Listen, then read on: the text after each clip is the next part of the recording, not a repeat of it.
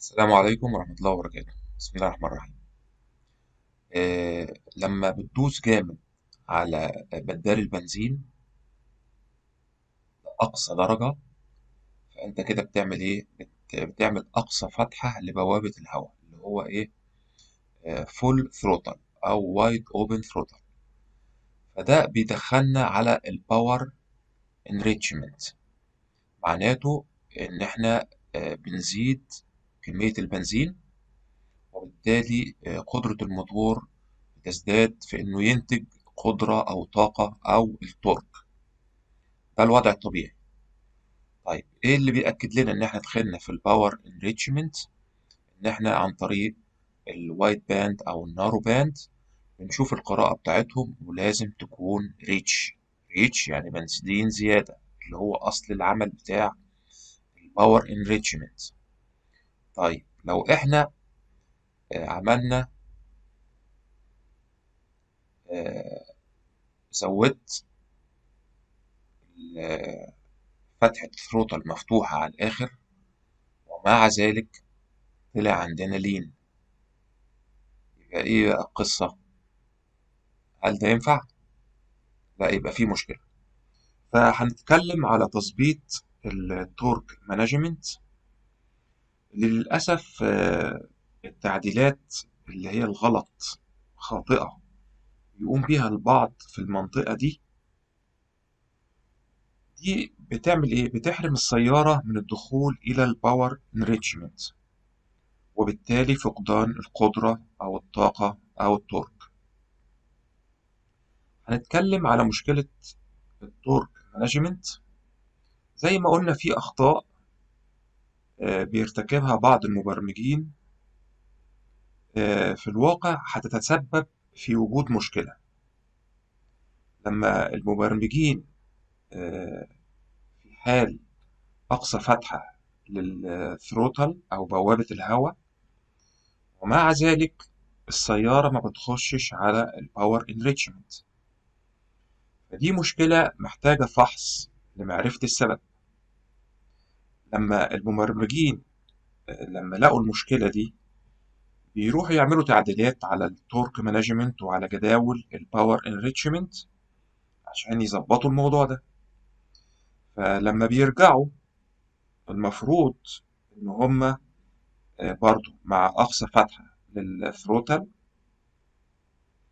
المفروض إن هيخشوا على الباور انريتشمنت، والقراءة تديني من الوايت باند أو النارو باند تديني ريتش، تديني اي اف ار أو لامدا، المهم تديني ريتش. في الحقيقة الكلام ده ليه أسباب. إن بعضهم بيرفع الحدود بتاعة التورك مانجمنت لدرجات عالية في الجدول اللي هو ده، هنرجع له بعد كده، لدرجة بيوصلوا الرقم ده اللي هو enable torque percentage، بيوصلوها ل100% في المنطقة إن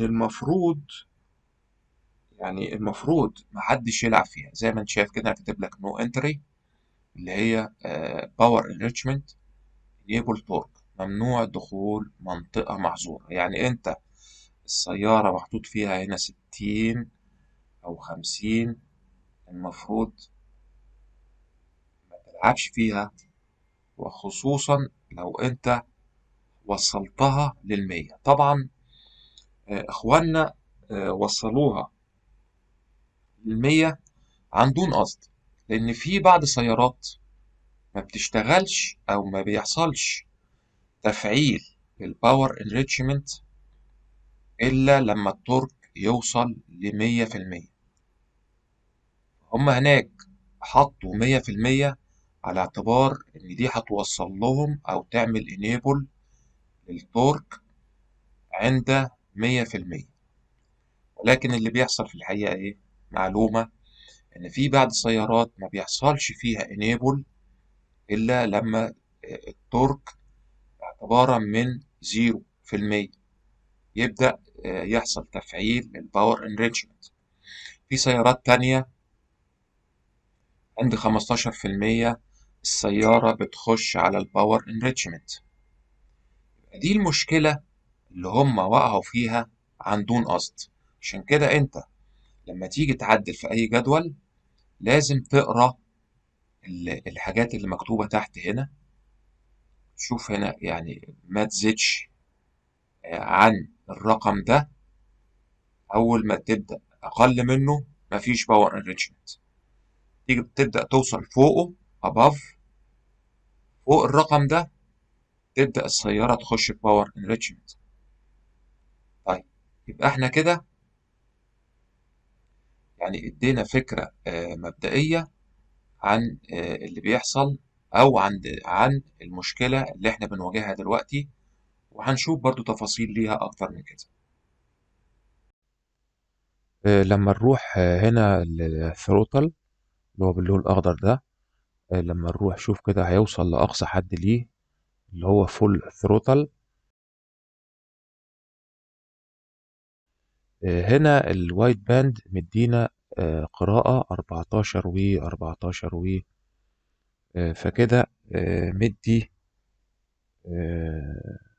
لين بس شوية زي ما انت شايف كده 17 18 كده مدي لين ولين بطريقة جامدة يعني. اللي أكد كده برضو إن النارو باند برضو بيديني قراءة هنا تدي ريتش شوية وبعدين شوية وتلاقيه ايه بقى قام نازل عمال يديك نفس الشيء بالنسبة للوايت باند. قراءة طبعا لين بطريقة عالية جدا.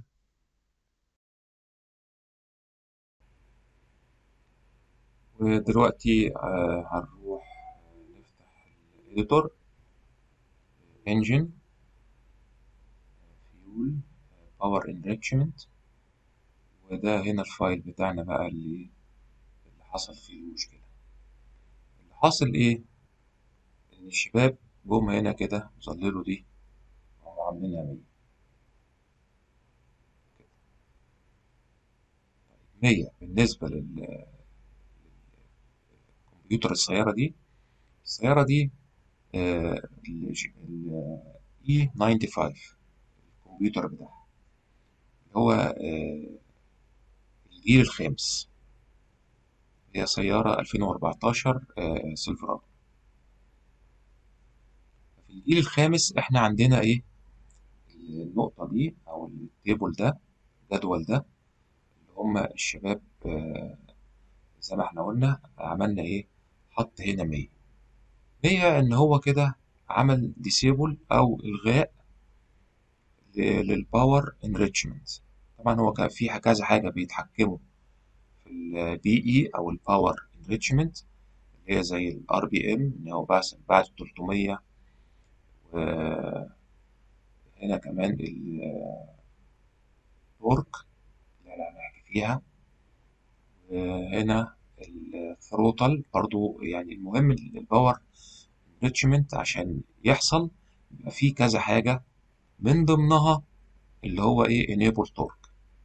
يعني انت هنا لو حطيت 100 يبقى انت كده مش هيوصل يعني بعد 100% تورك يخش بقى ايه خلاص، ما هو انت وصلت للحد الاقصى يعني هو كده زي ما تكون بتلغيه.